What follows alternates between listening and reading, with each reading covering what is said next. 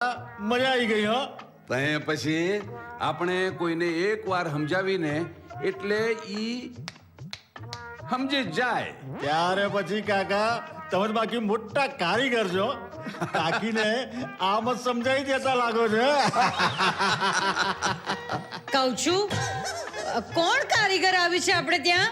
અરે ના ના માયા, આ તો મારી અને કાકાની વાત ચાલતી હતી. ખરું ને કાકા? હા હા નહીં કાકા, આ તો તમે વડીલ અહીંયા ઊભા છો ને એટલે હું કશું બોલતી નથી. બાકી હું એમને છોડવાની નથી. હું તો ફોરેન જવાની છું. મારે ફોરેન જવું છે. મને લઈ જાઓ કહું છું, મને લઈ જાઓ. લો કહેતા હતા ને હું સમજાવું એટલે બધા સમજી જાય. આ સમજ્યા? આવ્યું ને પાછું. હવે લાવો આ ફોરેનનો નિવેડો. ભાઈ મનહર, તું ધીરજ રાખ.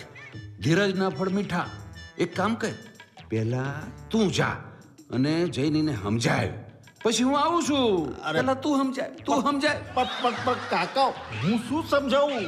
લ્યા તું જાતો ખરો, શરૂ તો કર. માયા, આ શું તું આ ફોરેનના જપ કર્યા કરે છે? જો કાકા આવ્યા છે એમના માટે નાસ્તો તો લઈ જાઓ. હા માયા બેટા, આ મનહર હાશું કે છે. તું ફોરેનના જાપ જપે છે, પણ તને ખબર છે ફોરેન વાળા કોને જાપ જપે છે? મને ક્યાંથી ખબર હોય? હું ક્યાં ફોરેન ગઈ છું?